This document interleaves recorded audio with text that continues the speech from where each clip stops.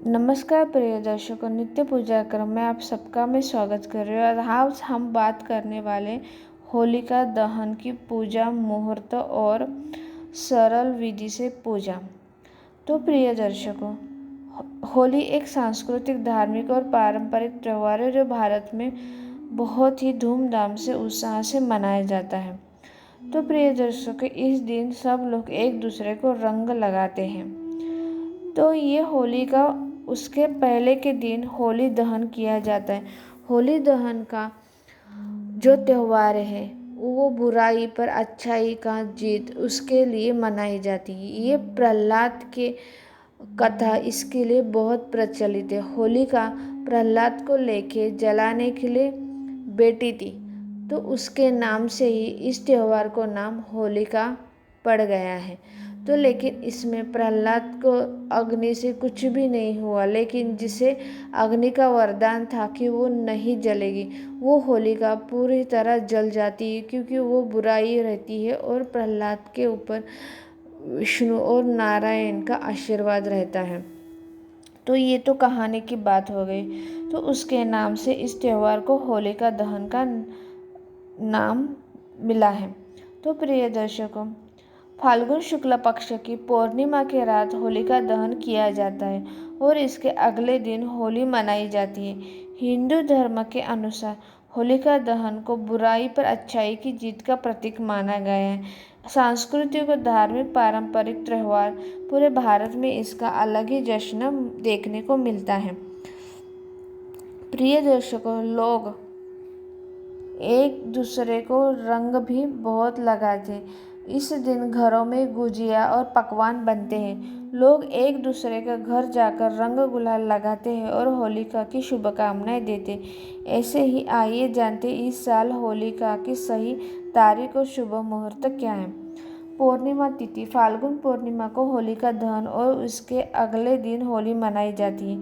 इस साल फाल्गुन पूर्णिमा तिथि 24 मार्च को सुबह 9:54 से शुरू होगी। वहीं इस तिथि का समापन अगले दिन 25 मार्च को दोपहर को 12:29 पर होगा।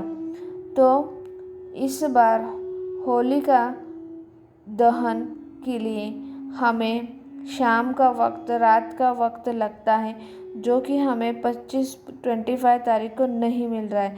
इसीलिए प्रिय दर्शकों, होलिका दहन 24 मार्च को मनाया जाएगा। इस दिन होलिका दहन के लिए शुभ मुहूर्त देर रात 11:13 से लेकर 12:27 तक रहेगा। इसी में ही होलिका दहन के लिए आपको कुल 1 घंटा और 14 मिनट का समय मिल रहा है। तो प्रिय दर्शकों, होलिका के अगले दिन होली मनाई जाती है, इसीलिए इस साल 25 मार्च को होली है। इस दिन देश भर में धूमधाम से होली मनाई जाएगी।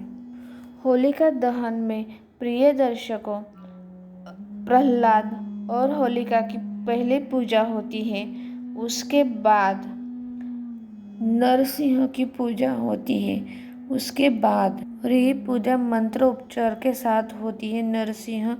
भगवान नरसिंह के मंत्र का उच्चारण, प्रहलाद का मंत्र का उच्चारण करते हुए होलिका की पूजा की जाती है। भगवान नरसिंह की पूजा के बाद बारी बारी तीनों को अक्षत, फूल, रोली, गंध आदि अर्पित किया जाता है। फिर हनुमान जी की पूजा होती है, फिर शीतला माता की पूजा होती है, फिर पितरों की पूजा करने का रिवाज है।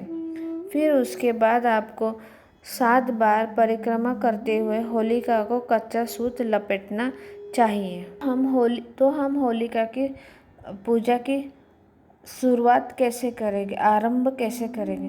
होलिका दहन की पूजा करने के लिए सबसे पहले आपको स्नान करना जरूरी है। उसके बाद स्नान के बाद होलिका की पूजा वाले स्थान पर उत्तर या पूर्व दिशा की ओर मुँह करके बैठना है। पूजा करने के लिए गाय के गोबर से होलिका और प्रहलाद की प्रतिमा जरूर बनानी चाहिए। वहीं पूजा की सामग्री के लिए रोली, फूलों की माला, कच्चा सूत, गुड़, साबुत हल्दी, मूंग, बताशे, गुलाल, नारियल, 5-7 तरह के अनाज और एक लोटे में पानी लें और उपलों की माला लें। इसके बाद इन सभी पूजन सामग्री के साथ पूरे विधि विधान से पूजा करें, जो मैंने आपको पहले बताई थी।